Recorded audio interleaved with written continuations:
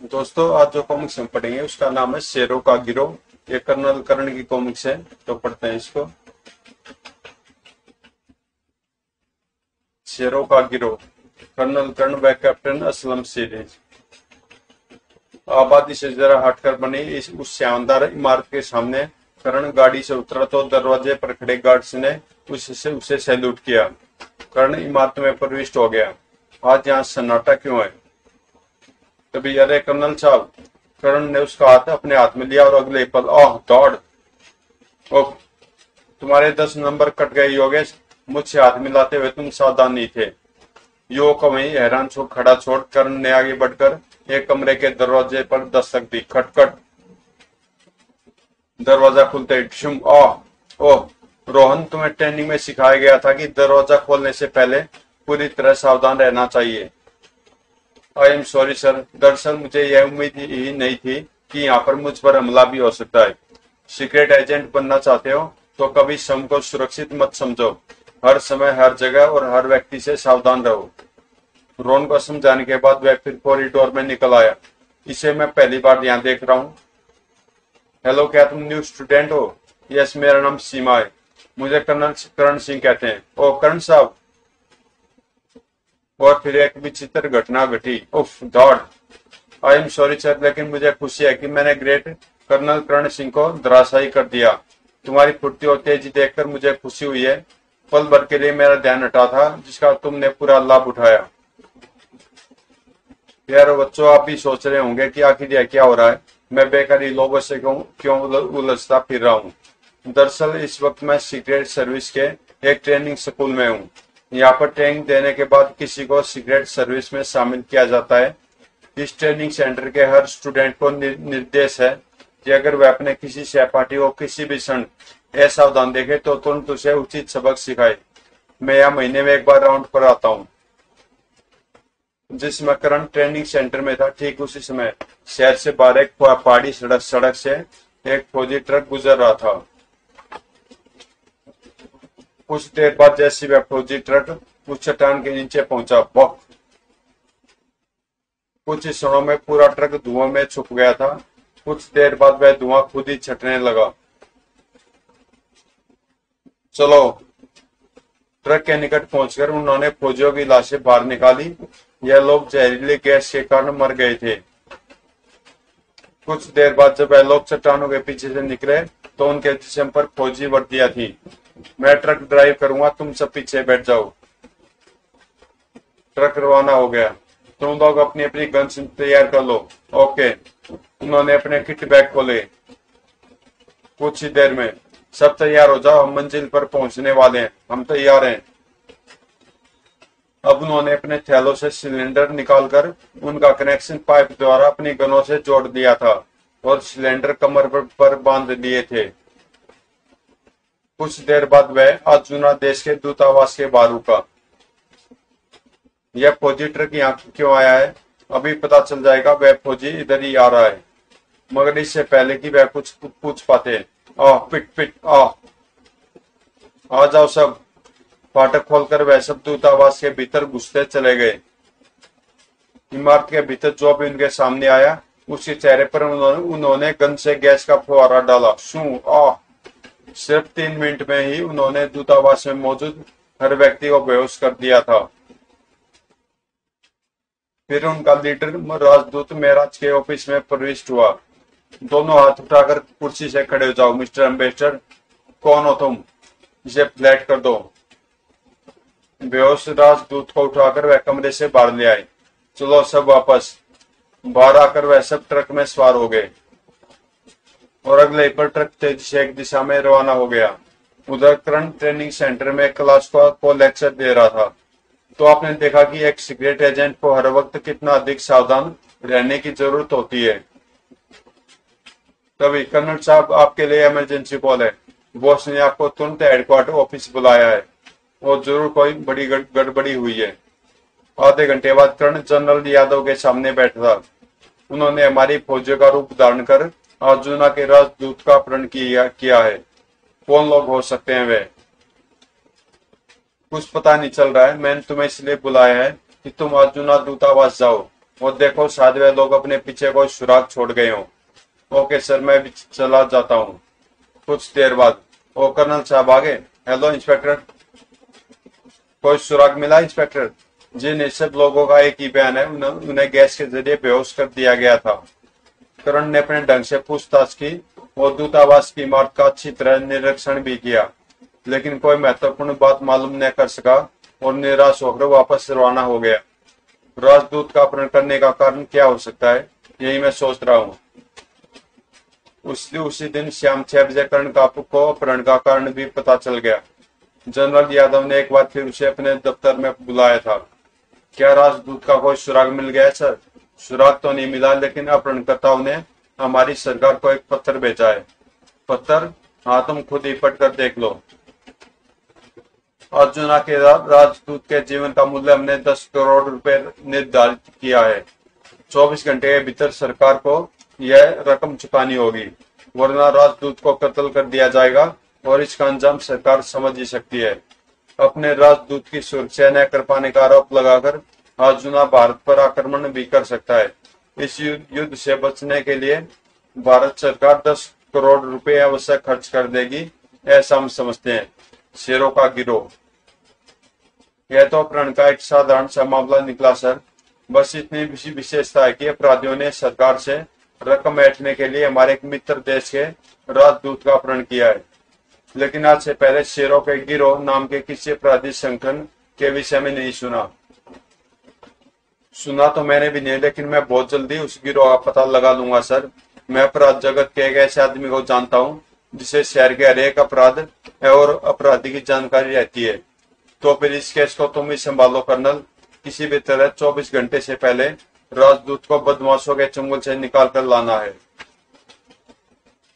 उसी रात आखिर हम जा कहाँ रहे हैं? सोलर क्लब के मालिक ठाकरे से मिले। वह शेरों के गिरोह के बारे में कुछ न कुछ जरूर जानता होगा। ठाकरे बहुत खतरनाक बदमाश है।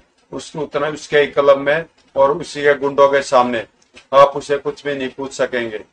मैं ठाकरे को क्लब से बाहर निकाल कर ले जाऊंगा। कुछ देर बाद कर्ण सोलर के क्लब के सामने गाड़ी रोक दी। तुम गाड़ी में रुको, कुछ देर बाद मैं ठाकरे को लेकर बाहर आऊंगा। ओके। कर्ण क्लब में प्रविष्ट हुआ। यहाँ तो एक से एक छटा हुआ बदमाश मौजूद है। बाहर के काउंटर से उसने ठाकरे के दफ्तर का नंबर मिलाया। ठाकरे को नीचे बुलाने के लिए झूठ बोलना पड़ेगा। फोन पर ठाकरे को भारी स्वर सुनाई दिया था। ठाकरे हियर। ठाकरे, मैं तुम्हारा एक शुभ चिंतक बोल रहा हूँ। कुछ ही देर बाद तुम्हारे क्लब को बम से उड़ा दिया जाएगा। क्या बकवास कर रहे हो? कौन हो तुम? कहना मैं तुम्हारा शुभ चिंतक हूँ। तुम्हारे एक शत्रु ने क्लब में बम फिट कर दिया है। अगर तुम क्लब को बचाना चाहते हो तो मुझे 50,000 रुपए दे दो। मैं तुम्हें बता दूंगा कि बम कहाँ रखा है। ठाकरे परेशान हो उठा था। अगर तुम सच कह रहे हो तो मैं 50,000 देने के लिए तैयार हूँ। तो 50,000 रुपए लेकर तुम खुद अपने क्लब से बाहर निकलो और अपनी गाड़ी में बैठकर पार्क लेन के नाके पर पहुंच जाओ। मैं वहीं पर तुम्हारी प्रतीक्षा कर रहा हूँ। तुम्हारी गाड़ी देखते ही मैं सामने आ जाऊंगा। ओके, मैं 10 मिनट में रकम लेकर आ रहा हूँ। लेकिन तुमने मुझे बेवकूफ बनाने की कोशिश की तो अपनी मौत को याद कर लेना। फोन बंद करके करण हॉल में एक टेबल पर आकर बैठ गया। इसे अंदाजा भी नहीं होगा कि फोन करने वाला क्लब में ही बैठा है। 2 मिनट बाद करण को ठाकरे नीचे आता दिखाई दिया। आ गया, उसका बॉडीगार्ड भी साथ है। ठाकरे के बाहर निकलते करण भी उठा। इसके बॉडीगार्ड को ठिकाने लगाना जरूरी है। ठाकरे पार्किंग में खड़ी अपनी कार की ओर बढ़ रहा था। उफ, दौड़। ठाकरे को अपने पीछे हो रहे नाटक का पता ही नहीं था। धड़ाक भाग। इस बार वह बेहोश होकर वहीं पड़ा रह गया था। लेकिन ठाकरे आवाज सुनकर घूमा था। कोई हरकत न करना ठाकरे, वरना गोली मार दूंगा। कौन हो तुम? Shut up. चुपचाप अपनी गाड़ी की ड्राइविंग सीट पर बैठ जाओ। ध्यान है, मैं गोली चलाने में तनिक भी संकोच नहीं करूंगा। ठीक है, लेकिन याद तुम भी रखना, ठाकरे को पिस्तौल दिखाकर आज तक कोई जीवित नहीं बचा है। अब गाड़ी स्टार्ट करो और समुद्र तट की तरफ चलो। कुछ क्षण बाद कार क्लब के फाटक से बाहर निकली। वह मुझे पीछा करने का संकेत दे रहा है। और समुद्र तट की ओर चल पड़ी। इशारा पाते असलम ने तुरंत पीछा करना आरंभ कर दिया। अपने करण साबिक कमाल की चीज है। शेर की मान में घुसकर कान से पकड़कर उसे बाहर ले आए। सुनो क्या वह बम वाला फोन तुमने ही किया था? हाँ, तुम्हारे क्लब में सचमुच एक बम रखा हुआ है ठाकरे। मुझे तुम्हारी बात पर विश्वास नहीं है कर्नल करण सिंह। और तो तुमने मुझे पहचान लिया है। मुझे इस शहर का क्राइम किंग कहा जाता है करण, और तुम्हें शायद दुनिया भर के जासूसों का बादशाह कहा जाता है। फिर भला किंग दूसरे किंग को क्यों नहीं पहचानेगा? बात तो तुम ठीक कह रहे हो ठाकरे। अब गाड़ी जरा समुद्र के किनारे रेत पर ले जाकर रोक लो। बात करते हुए करण ने अपनी जेब से फाउंटेन पेन निकाली और उसे सीट के नीचे गिरा दिया।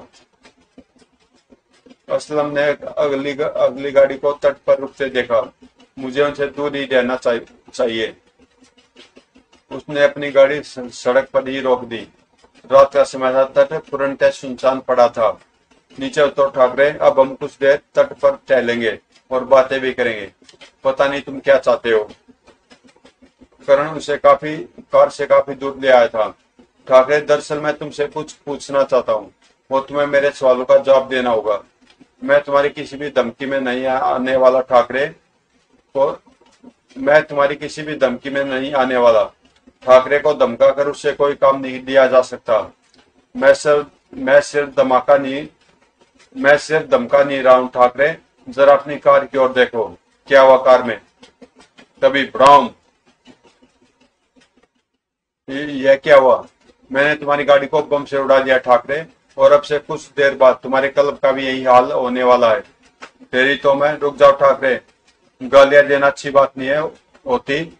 इस वक्त अपने क्लब को बचाने की चिंता करो। मेरे सवालों का जवाब दे दो। ठाकरे कुछ क्षण क्रोध से दांत पीसता रहा था, फिर हारे हुए स्वर में बोला, पूछो। शेरों के गिरोह के बारे में तुम क्या जानते हो? गिरोह के बारे में तो नहीं जानता, लेकिन एक ऐसे आदमी को जानता हूँ जो उस गिरोह का मेंबर है। मगर मैं उस आदमी का नाम तभी बताऊंगा जब तुम मुझे बता दोगे कि मेरे क्लब में बम कहाँ छुपे हैं। इस वक्त तुम अपनी शर्त मनवाने की स्थिति में नहीं हो ठाकरे। पहले तुम मुझे उस आदमी का नाम बताओ, फिर मैं तुम्हें बमों के बारे में बताऊंगा। ऑल राइट कर्ण, इस वक्त मैं तुम्हारे आगे विवश हूँ। उस व्यक्ति का नाम अशोक महाजन है।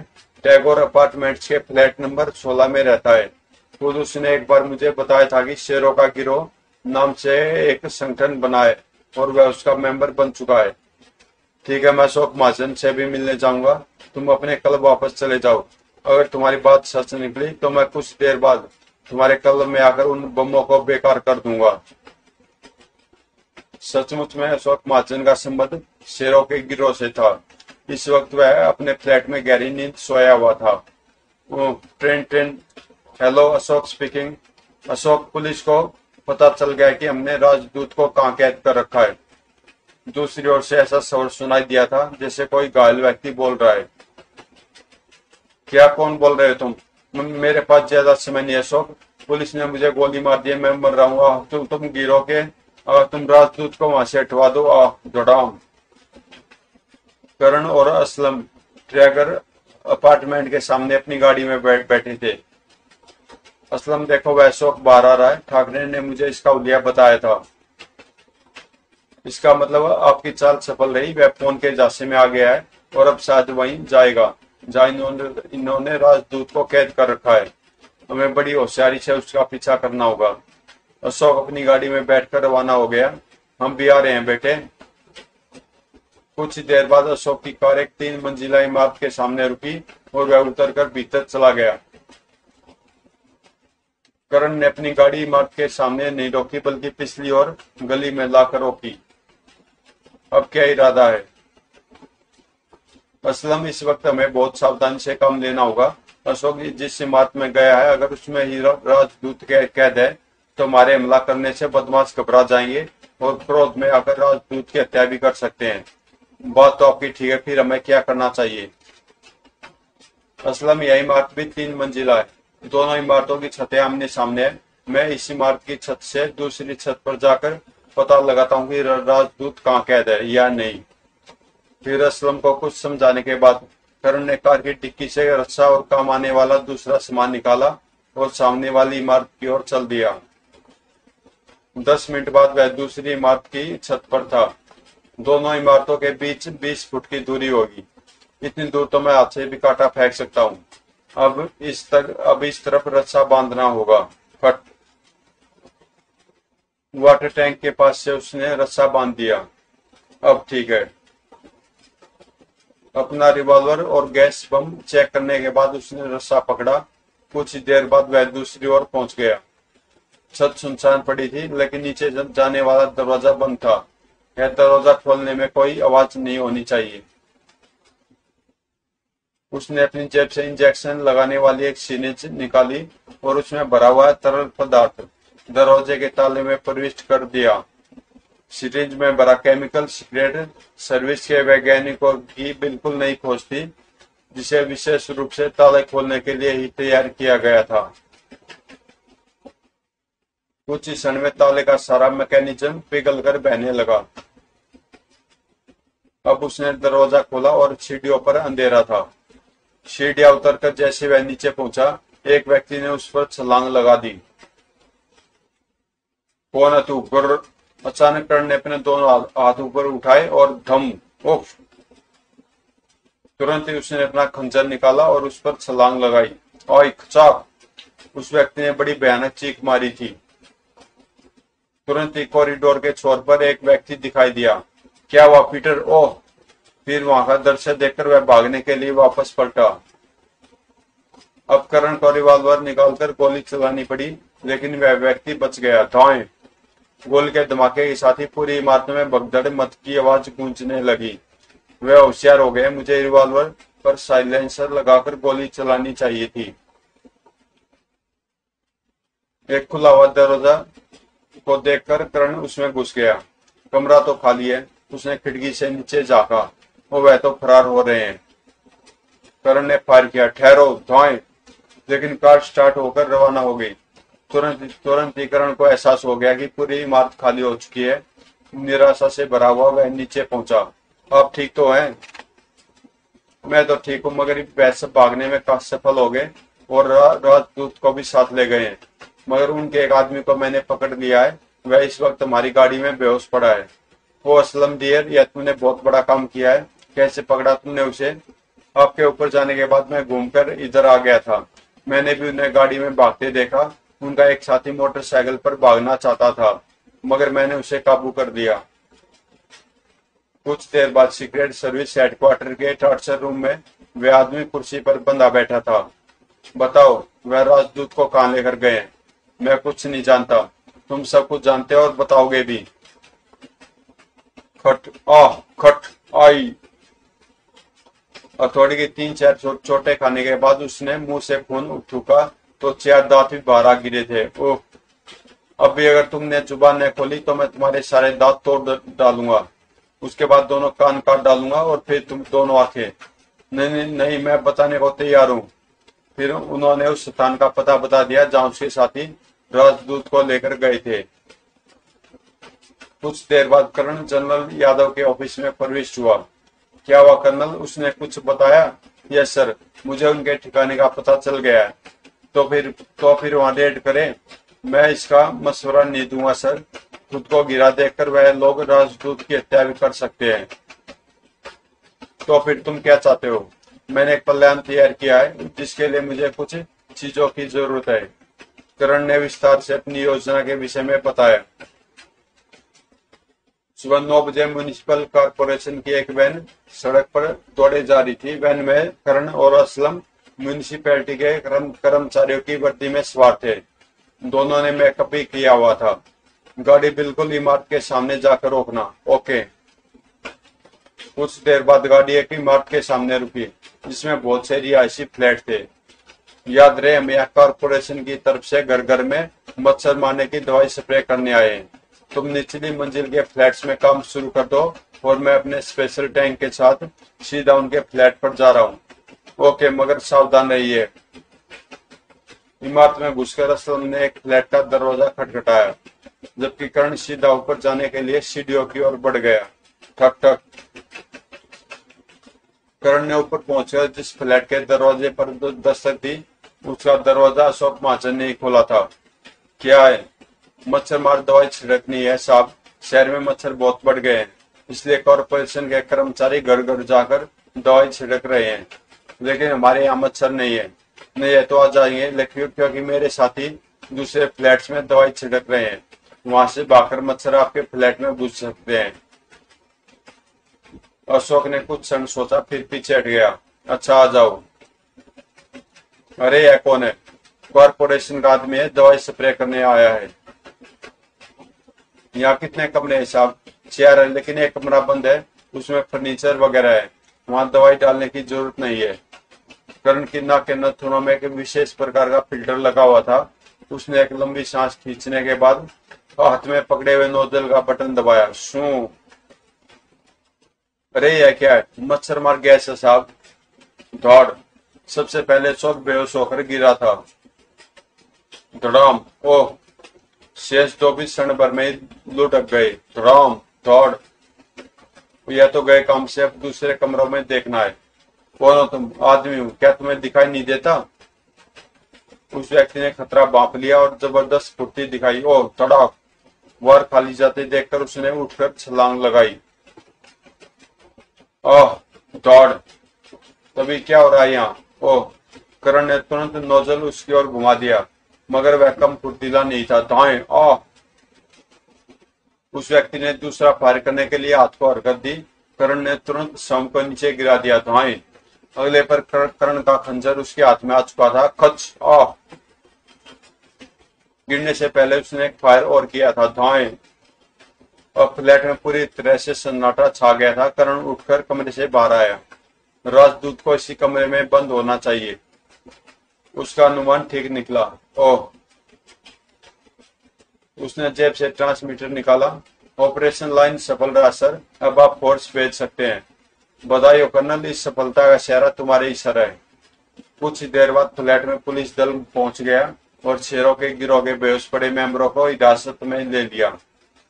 तो दोस्तों, कॉमिक्स यहीं पे समाप्त होती है और मैं भी थोड़ा थक गया हूँ। तो मिलते हैं किसी अगली कॉमिक्स से। अगर कॉमिक्स आपको अच्छी लगी तो प्लीज चैनल को सब्सक्राइब कर देना। तो मिलते हैं फिर अगली कॉमिक्स में।